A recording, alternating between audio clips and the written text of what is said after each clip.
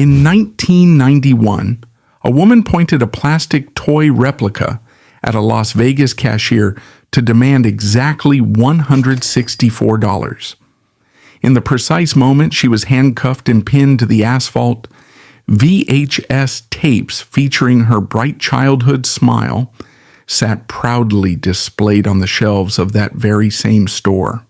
The woman desperately demanding $164 for basic survival was Dana Plato, the wholesome older sister, Kimberly Drummond from the massive television franchise Diff'rent Strokes. A human asset that generated hundreds of millions of dollars for corporate executives had officially hit the absolute bedrock of society. How does a highly protected global icon end up completely discarded? The trajectory from national icon to a handcuffed suspect began 2 decades earlier, inside the heavily air-conditioned, wood-paneled boardrooms of the NBC television network in 1978. The American public was exhausted by the cynical, heavy news cycles of the late 70s and desperately craved an escape. Network executives were not in the business of creating art. They were in the business of manufacturing reliable comfort. They needed a sanitized, easily digestible product that would keep viewers glued to their screens until the commercial breaks. The solution was the situation comedy, a highly engineered delivery mechanism designed to sell household products to a captive audience. The executives greenlit a new project called Diff'rent Strokes, built entirely around the concept of a wealthy, unconventional, but perfectly harmonious household. To make the formula work, they needed specific components to act as the emotional anchors for the audience. The executives bypassed a nationwide search for nuanced acting talent, actively seeking instead for compliant raw material to construct a highly lucrative corporate mascot. The industry has a very specific, unspoken criteria when it scouts for youthful performers to carry a network franchise. They look for young prospects who possess a desperate need for authoritative approval and a willingness to follow rigid instructions without question. The ideal candidate must project absolute innocence while simultaneously possessing the stamina of an industrial factory worker. When the highly impressionable Dana Plato walked into those audition rooms, the casting directors did not see a vulnerable human being. They saw a perfectly blank canvas, a smiling face that could be molded into the ultimate symbol of American wholesomeness. She was chosen to inhabit the role of Kimberly Drummond, the quintessential, unproblematic older sister. The character was deliberately designed by middle-aged writers to be the moral compass of the household, radiating a sunny disposition that never truly faltered. The wardrobe department dressed her in carefully selected, non-threatening attire that projected an image of affluent suburban purity. Every single word she spoke was strictly vetted, focus grouped, and timed perfectly to hit the manufactured beats of a sitcom rhythm. Dana was handed this massive, impossible persona and told to wear it like a second skin for the cameras. From the very first day of production, the environment on a television soundstage is relentlessly unnatural. The massive heat-generating studio lights bear down on the performers for 10 to 12 hours a day, creating an atmosphere of constant physical exhaustion. In this high-pressure environment, a child is expected to hit their floor marks perfectly, deliver their lines flawlessly, and maintain a bright smile take after take. Any display of genuine fatigue, frustration, or normal adolescent rebellion is swiftly shut down by producers who are losing thousands of dollars for every minute of delay. There is absolutely no room for human error when you are the central gear in $1 million broadcasting machine. The network quickly realized that Diff'rent Strokes was not just a hit television show, it was an unprecedented cultural phenomenon. Ratings skyrocketed, and the faces of the young cast members became inescapable across magazines, billboards, and daily promotional materials. Dana was instantly transformed from an obscure child from the San Fernando Valley into a heavily guarded piece of intellectual property. The public developed a massive parasocial relationship with Kimberly Drummond, projecting their own desires for a perfect family onto a teenager they did not actually know. Millions of people believed they loved Dana, but they were actually entirely devoted to the fictional product she was forced to project. As the corporate revenue began pouring in, the machinery around Dana tightened its grip to secure its investment. She was quickly locked into ironclad multi-year contracts drafted by formidable legal teams who prioritized the network's longevity over her personal well-being. These agreements granted the studio the absolute right to exploit her likeness, her voice, and her youth across endless merchandise lines and international syndication deals. She was generating immense wealth for the executives at the top of the pyramid, while her own compensation was strictly capped and tightly controlled. She had unwittingly signed away the rights to her own identity before she was even old enough to hold a driver's license. The psychological toll of living a dual existence began to embed itself deeply into her daily reality. When the director yelled "cut," Dana was expected to immediately transition back to being a normal teenager, a feat that is fundamentally impossible. She spent her days being treated like a highly valuable adult professional, only to be sent home and treated like a dependent child. The lines between Dana Plato and Kimberly Drummond began to aggressively blur, creating a profound crisis of identity that the studio actively encouraged.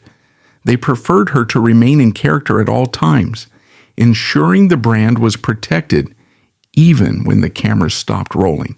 The executives were fully aware of the immense pressure cooker they had placed their young stars inside. They had seen the exact same cycle destroy previous generations of child actors, leaving a long trail of broken individuals in the archives of Hollywood history. However, the prevailing corporate strategy has always been to extract maximum value from the asset while it remains viable and popular. There were no studio-mandated therapists, no mandatory mental health breaks, and absolutely no plans for what would happen when the show inevitably ended. The young cast members were simply fuel for the engine, expected to burn brightly until they were completely consumed. The public was utterly blind to the rigid control mechanisms operating just out of frame. They only heard the comforting, artificially sweetened sounds of the canned laugh track that accompanied every punchline.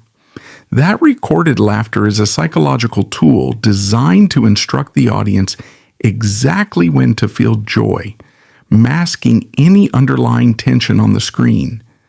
It creates a false sense of security, reinforcing the illusion that the actors are genuinely happy and secure in their artificial living room. Behind that wall of manufactured sound, a very real, very vulnerable teenager was slowly losing her grip on reality. The isolation became the defining characteristic of her existence during those peak production years. Fame creates an invisible barrier, cutting a child off from their peers, their normal social development, and any authentic human connection. Everyone around her, from the producers to the publicists to her own management, relied on her continued success for their own financial survival. When your entire support system is on the payroll, it becomes impossible to find an honest voice or a safe space to express genuine distress. Dana was entirely surrounded by people, yet she carried the crushing weight of global fame completely alone. The facade of the perfect television family was always destined to crack under the relentless weight of reality. As Dana entered the later years of her teens, the carefully constructed shell of Kimberly Drummond began to feel like a suffocating prison. The physical and emotional exhaustion of the production schedule was quietly mutating into a severe internal crisis that the network could no longer ignore. The executives sitting in their high-rise offices realized that their perfect, compliant mascot was beginning to display signs of profound behavioral fracture. Instead of halting production to save the child, they simply ordered the lighting department to adjust the shadows and the makeup artist to apply a thicker layer of foundation. The fatal trajectory of Dana Plato started long before the studio lights turned off. Her vulnerability as a prime target for the Hollywood machine was established at birth. She was born in November 1964 to a profoundly young, unwed mother who possessed neither the resources nor the intention to raise a child. Dana was immediately surrendered to the state, experiencing a primal severance from her biological roots before she could even open her eyes. She was quickly adopted by Dean and Linda Plato, stepping into a middle-class household in the San Fernando Valley. In the mid-20th century, the narrative forced upon adopted children was heavily laced with a quiet, overwhelming pressure. They were constantly reminded that they were chosen, a label that sounds affectionate but carries a massive, unspoken debt of gratitude. From a very early age, a subconscious burden was placed squarely on Dana's tiny shoulders. She inherently felt that she had to constantly justify her presence in the family through flawless, compliant behavior. That domestic ecosystem collapsed when her adoptive parents went through a bitter divorce. Dana was just 3 years old, suddenly left in the sole custody of a mother who quickly transitioned from a parental figure into a ruthless talent manager. Linda Plato recognized early on that her daughter's bright, wide-eyed appearance was a highly marketable commodity in Los Angeles. The normal milestones of early childhood were entirely scrapped in favor of grueling audition circuits and rigid stage rehearsals. Affection in the household was no longer freely given. It became strictly conditional, tethered entirely to booking the next commercial or print campaign. By the time she was 7 years old, Dana was fully indoctrinated into an industry that functions as a surrogate parent. It is a deeply unnatural environment where a child learns that their entire worth is calculated by strangers holding clipboards. Casting directors ignored her emotional development, calculating only her ability to hit marks and deliver a convincing smile on command. She was systematically trained to suppress her own needs and perfectly mirror whatever emotion the adults in the room required. It was the ultimate psychological grooming process, preparing her for the corporate meat grinder that awaited her at the network level. Television executives possess a distinctly predatory instinct when evaluating young talent for long-term franchise contracts. They are not simply looking for acting ability. They are actively scanning for a specific exploitable psychological profile. A child with a secure, loving home life is a liability to a studio because they have a safe haven to retreat to when the pressure mounts. A child carrying a deep-seated abandonment wound, however, is the perfect corporate asset. They will endure an unimaginable amount of abuse and exhaustion simply because they are terrified of being rejected and discarded all over again. When Dana secured the role of Kimberly Drummond on Diff'rent Strokes, she was thrust into an environment that demanded absolute perfection. The stark contrast between her fractured, high-anxiety reality at home and the sanitized, harmonious world of the Drummond family was incredibly jarring. She was tasked with portraying the ultimate anchor of stability, while her own internal compass was spinning wildly out of control. Her network salary functioned as direct compensation to completely dissociate from her own trauma for the benefit of advertisers. The daily production schedule was a brutal, relentless grind that completely stripped away her right to normal biological development. A teenager requires specific amounts of sleep, downtime, and social interaction to form a healthy, functional adult brain. Dana was systematically denied all of those fundamental necessities in the name of corporate efficiency. Her mornings began long before sunrise, plunging her straight into the aggressive demands of the hair, makeup, and wardrobe departments. By the time most children her age were sitting down for first period geometry, Dana had already worked a half day under immense high-stakes pressure. The industry has always utilized massive legal loopholes to bypass standard child labor protections. On-set welfare workers and studio teachers were technically mandated by the state, but their salaries were ultimately paid by the production companies. This created a massive conflict of interest, ensuring that the child's supposed protectors were inherently loyal to the executives signing their paychecks. If a scene needed an extra 3 hours of shooting, the tutor simply looked the other way while the child was pushed past the point of physical exhaustion. There was no genuine advocacy for Dana. She was entirely surrounded by adults whose financial security depended on her continued compliance. As Dana transitioned through adolescence, the biological reality of her maturing body became a significant point of contention for the network.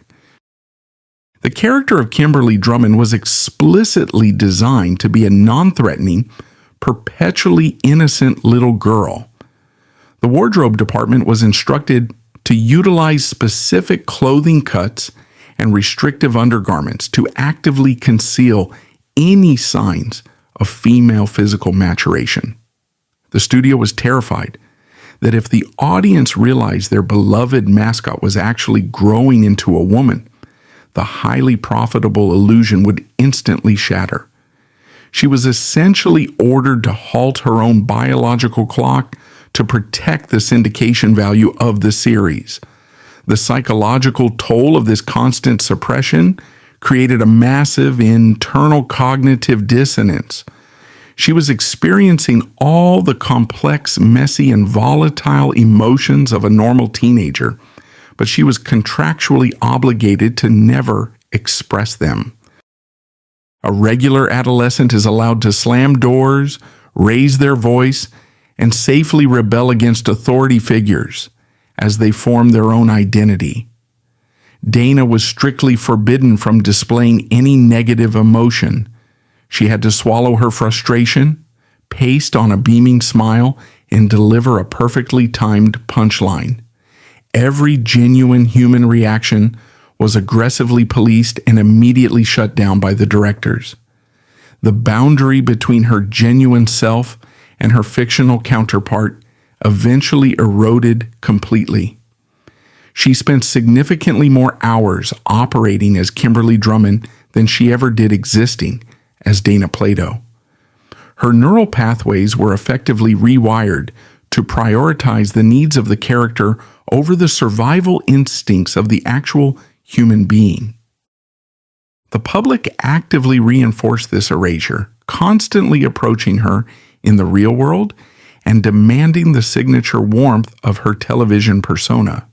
She was a ghost, haunting her own life, constantly overshadowed by a fictional teenager created in a corporate boardroom. The financial burden she carried added a crushing layer of anxiety to an already unbearable existence. At an age when her biggest concern should have been passing a history exam, Dana was the sole financial provider for her mother's escalating lifestyle.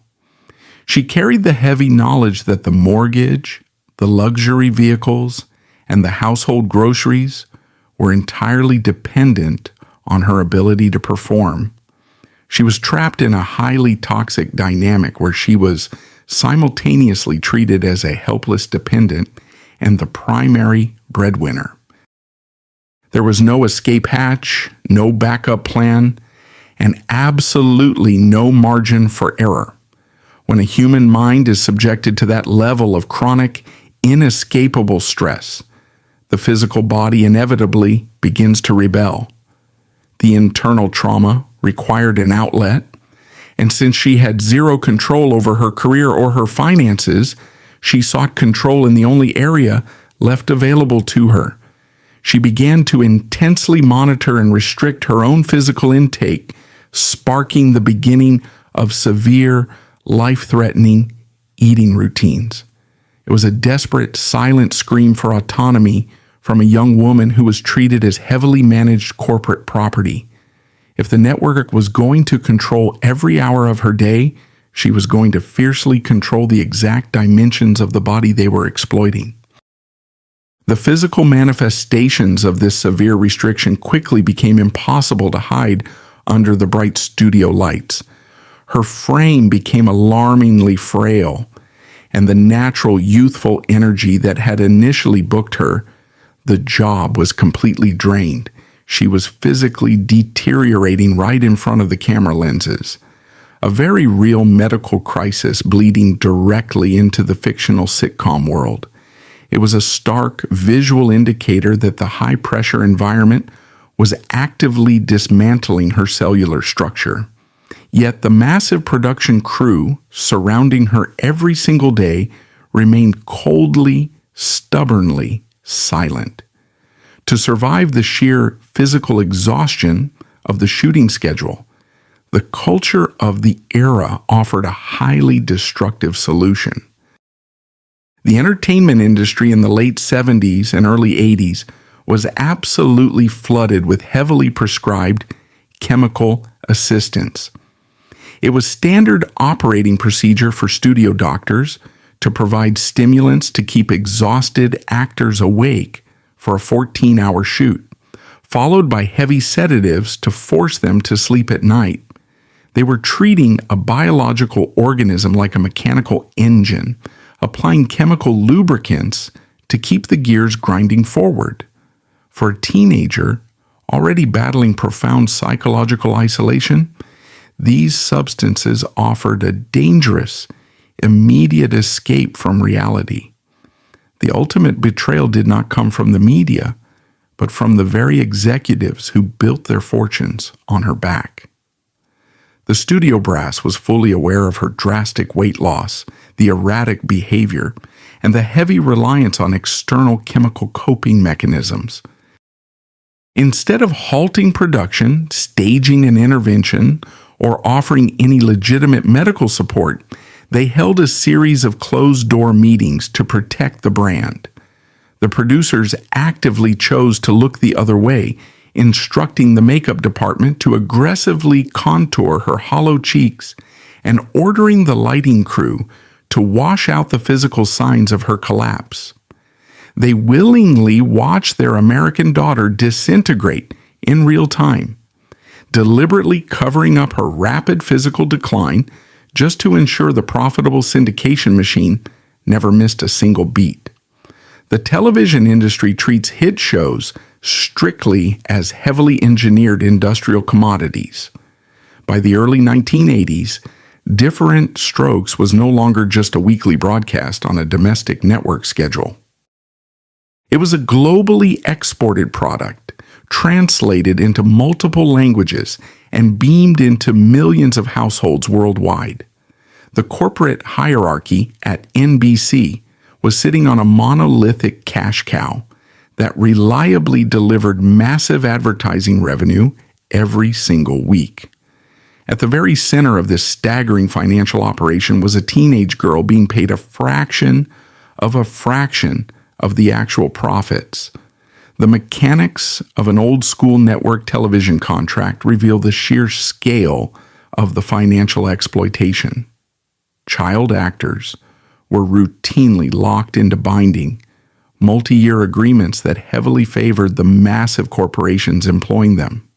The studio owned the exclusive rights to her face, her name, and her immediate future for a predetermined, strictly capped weekly salary. When the network negotiated $100 million syndication deals to replay the episodes for decades, the actors saw virtually none of that windfall. Dana was physically fueling a massive corporate engine while receiving essentially a heavily taxed laborer's day rate. The merchandising arm of the network operated with the exact same ruthless, profit-driven efficiency. The image of Kimberly Drummond was aggressively slapped onto lunchboxes, board games, paperback novels, and promotional posters. Every time a consumer purchased one of these items, the revenue flowed directly into the studio's executive bonus pools. Dana's was physically exhausted on the soundstage while her manufactured likeness worked overtime in retail stores across the entire country. She was essentially a heavily branded agricultural resource, harvested daily to feed a massive, highly demanding consumer market. The sheer volume of wealth generated by these secondary markets remains a carefully guarded industry secret. The network syndication department essentially prints money by licensing the back catalog to hundreds of local affiliates and foreign broadcasters. Every single day somewhere on the planet, an episode of Diff'rent Strokes was airing and generating massive advertising fees. Dana received a fixed weekly paycheck that never accurately reflected the true global value of her physical labor. The executives built generational wealth for their own families by systematically underpaying the child who served as the primary face of their brand. This predatory business model only functions perfectly if the core product never actually changes. The executives relied on a very specific, frozen-in-time dynamic where the children remain perpetually cute, compliant, and deeply reliant on adult guidance. But a human being is not an animated drawing, and the biological clock of a teenager is entirely undefeated. As Dana approached her late teens, the physical reality of her maturing body became a massive logistical problem for the network. She was outgrowing the precise mold they had built for her. And in Hollywood, outgrowing your mold instantly makes you a massive liability. The production staff was given strict, impossible directives to halt her visual progression into adulthood. The wardrobe department was ordered to dress her in youthful, overly modest clothing that aggressively contradicted the actual fashion of the era. Directors instructed her to pitch her voice higher and maintain the wide-eyed innocence of a young child, despite the fact she was a legally independent woman. It was a bizarre, daily ritual of corporate mandated regression applied directly to a developing human being. The studio was terrified that any visual reminder of her real age would completely destroy the lucrative, wholesome illusion they were selling. The psychological damage caused by this forced physical regression cannot be overstated. A young woman is naturally hardwired to mature, to develop her own identity, and to step fully into adult autonomy.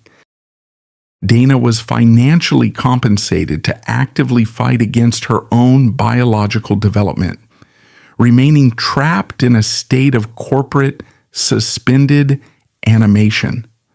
Directors would routinely criticize her if she sounded too mature, forcing her to constantly monitor her own vocal cords and physical posture.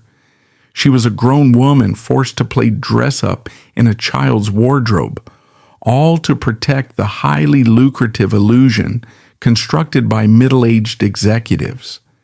The tension between the character's required innocence and the actor's real-world existence reached a boiling point in the mid-'80s. Dana was desperately searching for a way out of the suffocating, highly controlled environment that defined her entire youth. She sought refuge in a romantic relationship with a musician named Lanny Lambert, seeking the kind of normal human connection she was completely denied on set. For a brief moment, it looked like a standard progression into a highly functional adult life. However, the corporate machine absolutely does not tolerate its assets making unauthorized personal decisions. In the spring of 1984, the ultimate crisis struck the executive suites at the NBC network. Dana Plato discovered she was pregnant at 19 years old. In any standard, functioning society, the creation of a new life is treated as a fundamental human milestone. Inside the windowless boardrooms of a television network, it was immediately classified as a catastrophic technical malfunction. Her pregnancy was not viewed as a personal matter. It was officially treated as a severe breach of the brand's core identity. The network brass scrambled to contain the perceived damage to their highly profitable, family-friendly product. They held emergency meetings to dissect the situation, calculating the financial impact of a pregnant teenager existing inside the fictional Drummond household. The writers were briefly consulted to see if the pregnancy could be integrated into the overarching storyline of the season. They quickly concluded that addressing the reality of an unwed, pregnant young woman would deeply offend their conservative advertiser base. The character of Kimberly Drummond was built to be a flawless virgin archetype, and the studio flatly refused to alter that highly profitable formula.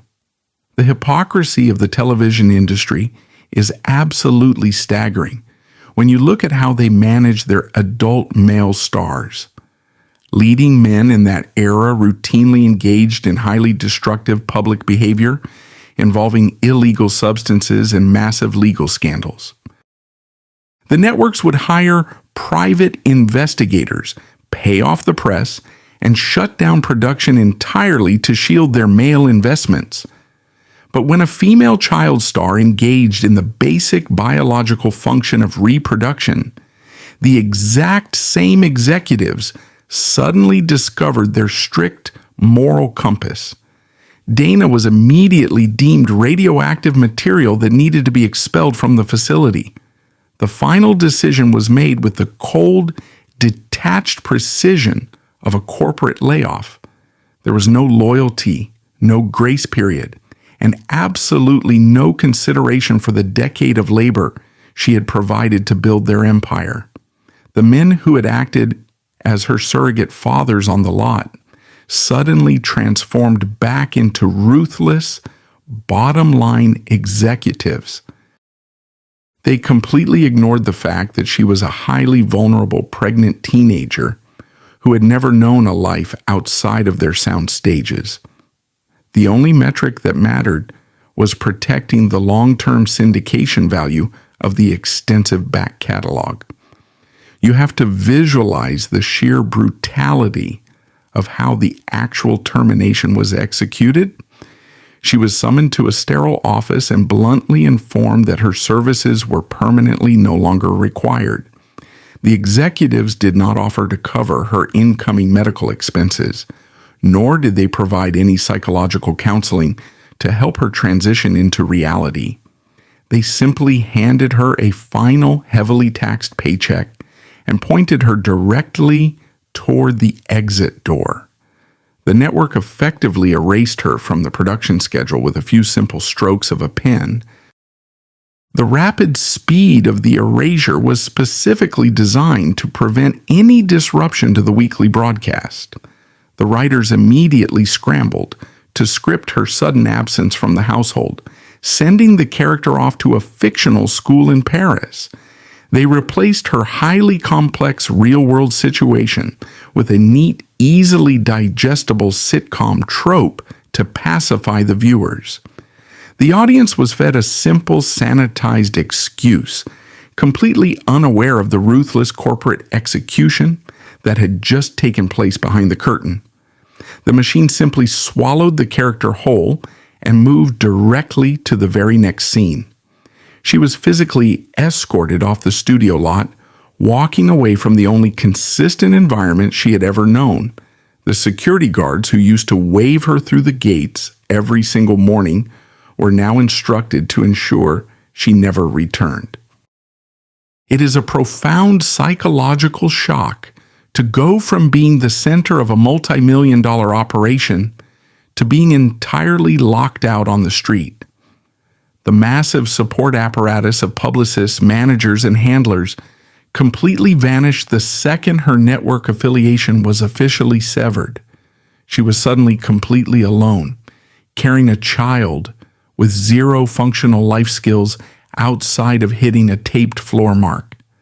The silence from her former co-stars and the extensive production crew was absolute and deafening. In the entertainment industry, preserving your own proximity to power is the only rule that truly matters to anyone. Standing up for a terminated employee means risking the wrath of the very executives who sign your weekly paychecks. The people who had shared countless meals with her suddenly treated her like a complete and total stranger. She learned the harshest lesson of the Hollywood machine. Your on-set family only exists as long as your contract remains legally valid. The industry likes to push the narrative that actors are wealthy, independent contractors who know exactly what they are signing up for. This is a deliberate, calculated lie designed to protect the studios from any long-term financial or moral accountability. Dana was a child when she was placed onto that assembly line, structurally prevented from receiving the education necessary to survive the real world. By firing her so abruptly, the network was effectively dropping a domesticated animal directly into the middle of the wilderness. They extracted every ounce of her youth and then discarded the empty vessel when it became politically inconvenient. The financial devastation of the firing was immediate, highly severe, and entirely unmanageable for a teenager. Because of the predatory nature of her original contracts, she did not have a massive war chest of residuals to fall back on.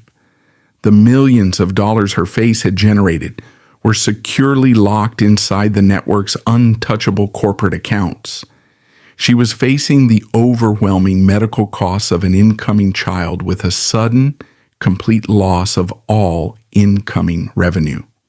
The studio executives went back to their luxury homes in the hills, while Dana was left to figure out basic survival. The cold reality is that the studio did not just fire Dana Plato. They effectively detonated her entire future. By branding her as difficult and terminating her contract over a pregnancy, they sent a massive red flag to every other casting director. She was officially labeled as damaged goods, a massive liability in an industry that demands total compliance and perfect optics. The corporate machine had chewed her up, extracted the highly profitable years of her adolescence, and violently spat her out. She was now completely on her own, standing at the absolute bottom of a very steep and unforgiving mountain.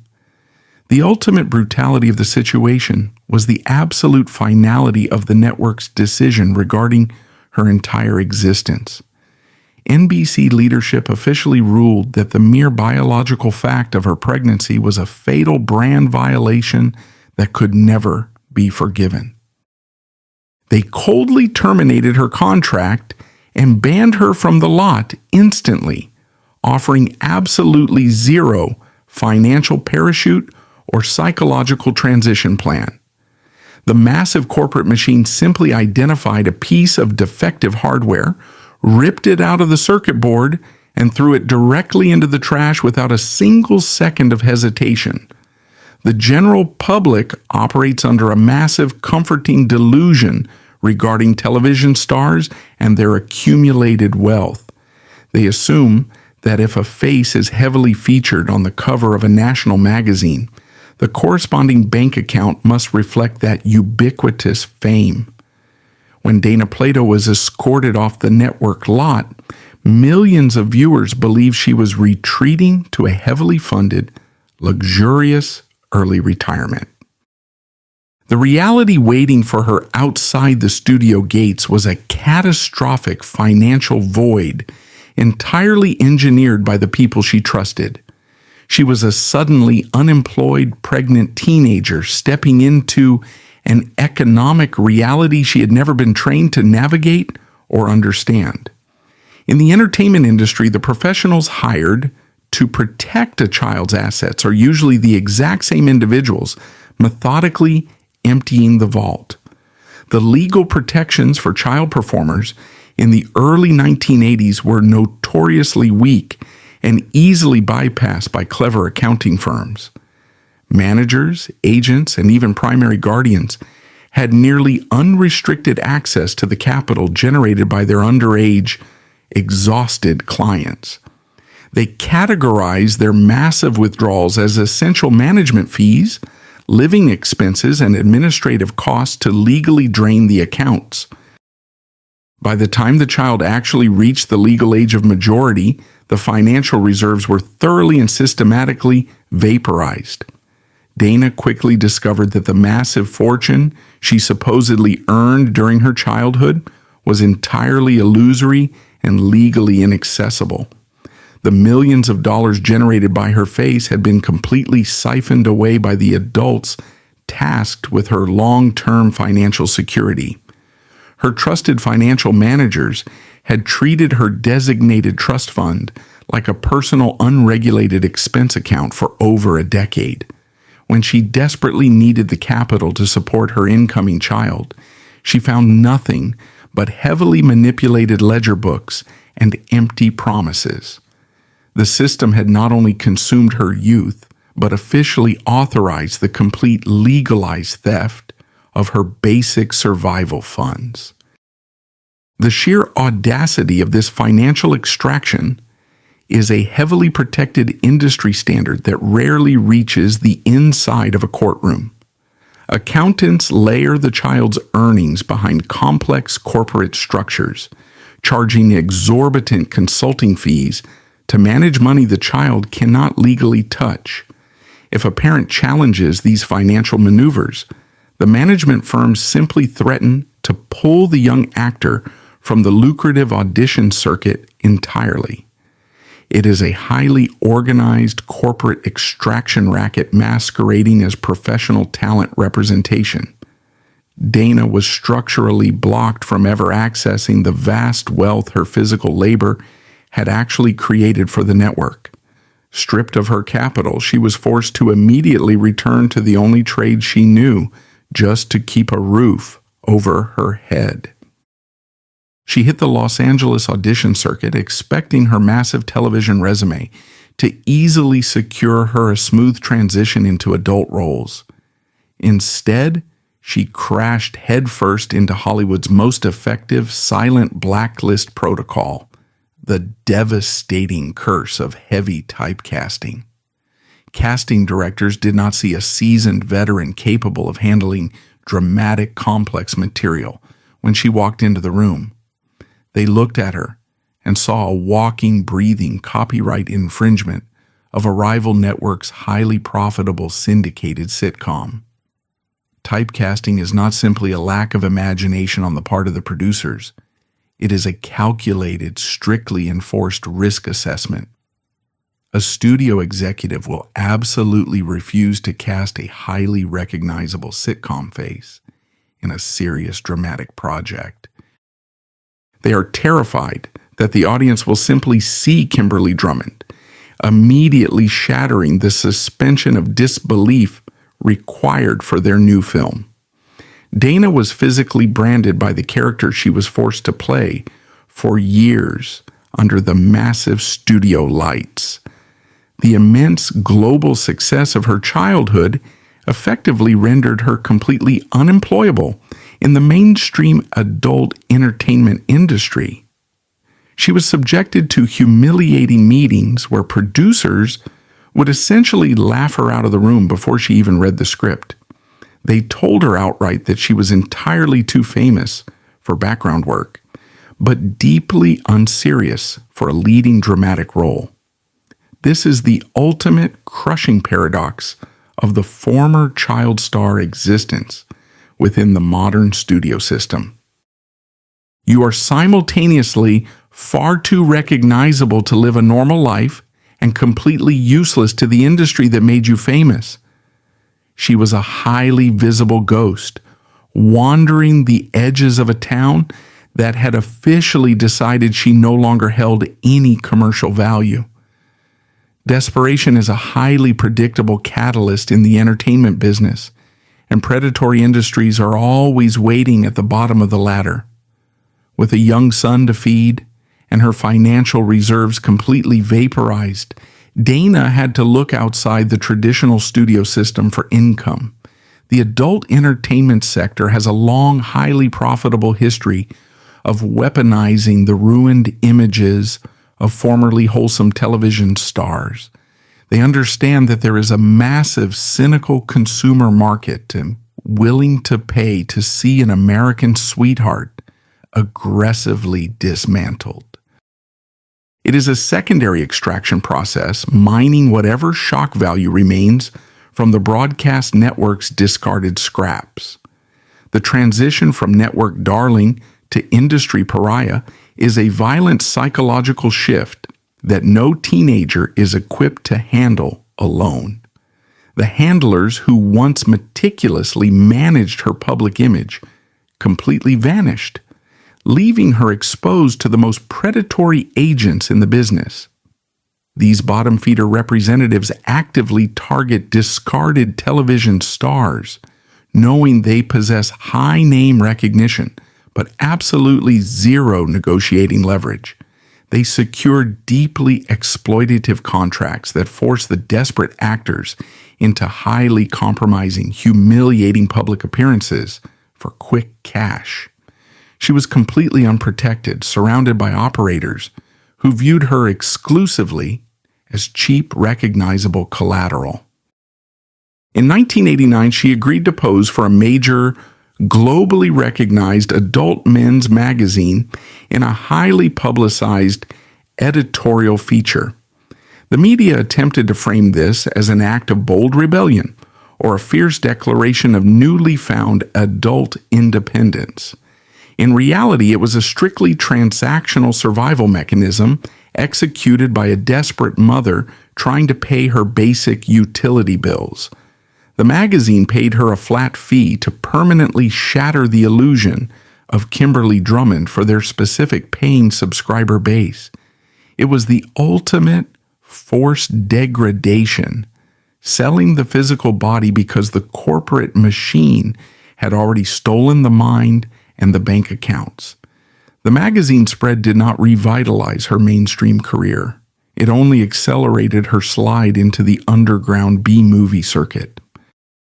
She was forced to accept roles in incredibly cheap late-night features and softcore projects that capitalized strictly on her recognizable name. These productions operated on shoestring budgets, shooting in abandoned warehouses with absolutely zero regard for basic safety protocols or professional dignity. She was no longer acting. She was simply renting out the faded memory of her celebrity to low-tier producers. Every single project she took chipped away another massive piece of her rapidly crumbling psychological foundation. The crushing weight of this continuous humiliation drove her to heavily escalate her reliance on chemical escapes just to endure the days. The unregulated substances she was introduced to during her network years now became her primary coping mechanism for the harsh reality of her life. This dependency requires a constant, aggressive stream of cash, creating a vicious cycle that rapidly drained whatever small amount she earned. She was trapped in a highly destructive loop, trading her physical dignity for temporary, artificial relief from the massive, inescapable trauma. The industry had built the perfect, self-destructing engine inside her mind. The physical toll of this lifestyle rapidly dismantled the very aesthetic that the industry had originally exploited for profit. The heavy chemical reliance aged her prematurely, stripping away the youthful glow that the adult magazines and B-movie directors had initially purchased. As her physical appearance began to reflect the massive internal trauma, even the bottom-tier producers stopped returning her desperate phone calls. She was experiencing a secondary discarding phase, rejected by the exact same sleazy underground market that had initially profited from her downfall. The machine had systematically consumed the primary asset, and now it was completely done chewing on the remaining scraps. Realizing that Los Angeles was a toxic, expensive graveyard, she eventually fled the state entirely and relocated to Nevada. Las Vegas is notoriously known as the final repository for broken entertainers who can no longer afford the California cost of living. She took a job working at a local dry cleaning business, a staggering demotion from the heavily guarded studio lots of her youth. She was standing behind a counter, handling the dirty laundry of strangers, while reruns of her childhood aired on the television mounted above her. It was a daily, inescapable psychological torture session, broadcast on a continuous, highly profitable loop. The final pillar of her stability collapsed when her marriage completely disintegrated under the weight of severe poverty and constant instability. In the ensuing legal battle, the family courts systematically stripped her of primary custody of her young son, Tyler. She lacked the financial firepower to mount a proper legal defense against her ex-husband's heavily funded attorneys. The system had now successfully taken everything: her childhood, her money, her career, her dignity, and finally, her only child. She was left entirely hollowed out, a raw nerve exposed to the brutal, unforgiving reality of the Nevada desert. The loss of her son was the definitive fatal blow to her remaining fragile psychological architecture. Tyler was the single remaining anchor, keeping her loosely tethered to any concept of a normal, functioning reality outside the industry. When the gavel came down in that family courtroom, the final shred of her humanity was legally severed by the state. She walked out of that building completely untethered, drifting aimlessly into the absolute darkest corners of her own mind. There was no longer any logical reason to fight the heavy chemical pull of the substances she relied on for comfort. By the early winter of 1991, Dana Plato had officially hit the absolute bedrock of the American economic system. She was living in incredibly unstable conditions, entirely cut off from any recognizable support network or former industry contacts. The heavy reliance on illicit substances had entirely rewired her logic centers, replacing rational thought with a singular, desperate drive for immediate cash. The daily struggle was no longer about resurrecting a dead acting career or securing a comeback interview on late-night television. It was strictly a primitive, minute-by-minute battle for basic biological survival on the fringes of society. This extreme chemical-induced desperation was the exact catalyst that pushed her into that Las Vegas video rental store in February 1991. The plastic toy replica, the $164, and the chilling paradox of being handcuffed right next to her own syndicated VHS tapes were not the actions of a criminal mastermind. They were the raw, impulsive cries of a discarded asset operating in a heavily altered state of sheer financial ruin. While she was being hauled off to a concrete cell for demanding survival money, the broadcast executives were still steadily receiving massive legal royalty checks generated entirely by the face printed on those very cassettes. The media landscape of the late 1990s underwent a massive, highly profitable shift toward unregulated, aggressive broadcasting. The general public was no longer satisfied with simply ignoring fallen child stars. They demanded active participation in their ongoing humiliation. A highly lucrative sub-industry emerged within syndicated radio, completely dedicated to tracking down broken celebrities and placing them in front of live microphones. These morning broadcasts operated exactly like modern gladiatorial arenas, trading human dignity for massive spikes in daily listener demographics. Producers actively hunted individuals with severe chemical dependencies and deep financial vulnerabilities, knowing they were completely desperate for any available paycheck. The invitation extended to Dana Plato was deliberately wrapped in the comforting, entirely false promise of a public redemption narrative. Booking agents convinced her that appearing on a massive, nationally syndicated show would allow her to finally clear her completely battered name. They essentially dangled the prospect of a legitimate career comeback in front of a woman who was barely surviving in a transient mobile existence. She was desperate to prove she had overcome her chemical reliance, hoping a successful interview might unlock minor acting roles or independent appearances. In reality, the producers were simply setting a highly calculated trap designed to generate maximum audio carnage for their morning commute audience. On May 7, 1999, Dana walked into the broadcasting studio, fundamentally underestimating the absolute cruelty of the modern media apparatus. She sat in front of the microphone, speaking softly and earnestly about her recent attempts to find stability and maintain her sobriety. The host listened with feigned sympathy, perfectly playing the role of a concerned observer while secretly preparing to drop the floor out from under her.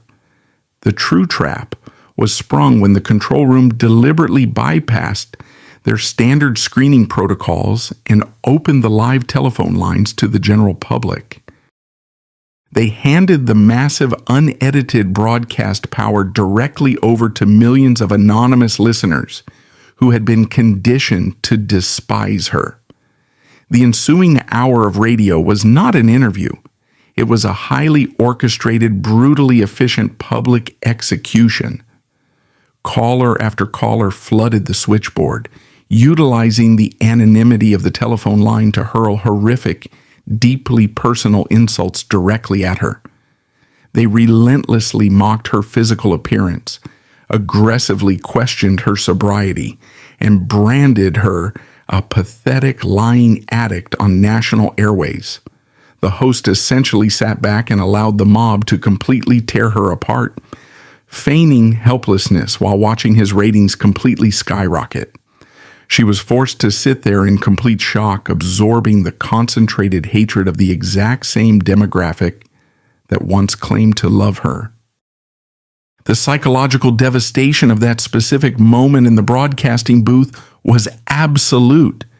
Dana realized in real time that the public rejected a redemption story. They actively tuned in to witness the final brutal conclusion of her downfall. The viewers who had purchased her lunch boxes and watched her sitcom for years were now finding immense entertainment value in her absolute misery. The entire illusion that she had ever meant anything more than a cheap, disposable commodity to the American public was permanently shattered. She walked out of that radio station carrying the heavy, undeniable realization that the world fundamentally preferred her as a tragic punchline. Following that catastrophic media appearance, she fled the intense spotlight entirely. The heat radiating off the asphalt in Moore, Oklahoma, in May 1999, baked a transient desolate highway stop. Resting near a generic residential property sat a heavily worn recreational vehicle, a stark contrast to the immense wealth its occupant once generated. Inside that cramped space, Dana Plato was entirely alone. On May 8, 1999, the day before Mother's Day, the psychological weight of public rejection and the permanent loss of her son reached its absolute limit. She ingested a fatal mixture of heavily prescribed pharmaceuticals, quietly shutting down her physical systems. Local authorities arrived to process what looked like a routine grim tragedy of American desperation. The interior of the vehicle held the quiet, undeniable evidence of a long and steady collapse.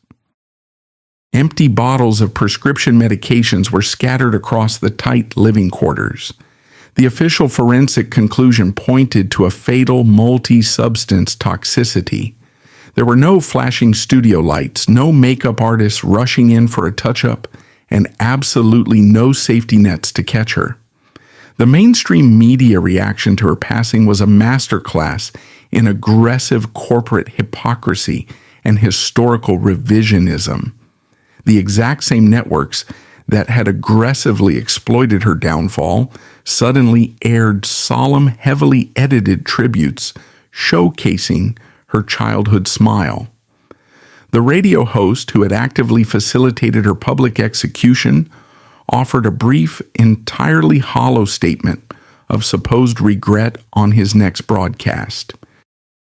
The entertainment industry completely absolved itself of any responsibility, framing her demise entirely as a tragic failure of personal responsibility and weak willpower. They quickly washed the dirt off their hands, buried the physical evidence, and moved on to cast the very next generation of child actors. However, the destructive payload delivered by the Hollywood machine is never entirely confined to the primary target. The industry operates with an invisible, highly radioactive blast radius that severely contaminates everyone closely attached to the initial victim. The profound damage inflicted upon Dana was aggressively passed down directly into the psychological foundation of her only child, Tyler Lambert. He was forced to grow up in the immense, suffocating shadow of his mother's highly publicized decline, an eventual, highly visible end. The corporate exploitation did not just destroy a single actress, it initiated a massive, cascading failure across an entire bloodline. Tyler inherited an absolutely devastating combination of deep genetic vulnerabilities and massive, unresolved childhood trauma. He spent his formative years entirely separated from his mother, primarily interacting with the deeply distorted media-generated version of her existence. When she passed away, he was just 14 years old, forced to process a profound personal loss while the entire world debated her failures on television. The psychological weight of carrying the legacy of a highly mocked, tragic figure is an impossible burden for any young man to shoulder. He was effectively carrying the massive unpaid invoice generated by the NBC network's ruthless business practices from decades prior. Despite the efforts of his paternal family to provide a stable environment, the invisible generational damage was already deeply embedded in his framework. He found himself battling the exact same heavy chemical reliances that the industry had originally normalized for his mother. The underlying pain of his existence demanded constant suppression, leading him down a familiar, highly destructive path of seeking artificial, temporary relief. The media largely ignored his struggles, entirely uninterested in the secondary casualties created by their primary entertainment products. He was fighting a massive inherited war entirely in the dark, armed with the exact same faulty coping mechanisms that had doomed his predecessor. The tragedy reached its absolute terrifying conclusion exactly 11 years after Dana took her final breath. In May 2010, the inherited weight finally broke the remaining structural supports of Tyler Lambert's heavily damaged psyche. Approaching the highly traumatic anniversary of his mother's passing, the 25-year-old made the deliberate choice to entirely exit the timeline. He utilized a firearm to inflict a fatal self-directed injury, officially closing out the tragic legacy of the Drummond family's real-world counterpart. He was just a young man, entirely consumed by a fire that was initially sparked in a television boardroom long before he was even born. The dual loss of mother and son fundamentally shatters the comforting illusion that the entertainment industry's damage is contained or temporary. This is not a simple story of an actress making poor choices. It is the verifiable forensic proof of a highly efficient multi-generational eradication process. The network extracted the youth of the mother, discarded the remainder, and entirely ignored the subsequent annihilation of the son. The studio executives who engineered the original syndication deals faced absolutely zero consequences.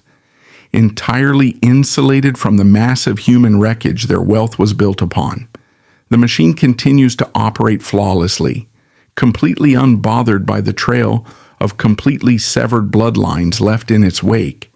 The complete biological eradication of Dana Plato and her son is verifiable forensic proof of a highly efficient extraction process. Diff'rent Strokes was a protected corporate asset stripping facility operating in plain sight, yielding a 100% casualty rate for its adolescent leads. Gary Coleman was legally robbed by his guardians, forced into humiliating bankruptcy, and expired at 42. Todd Bridges was pushed into deep chemical reliance and faced severe incarceration. Dana Plato was drained of her capital and pushed into a fatal exit.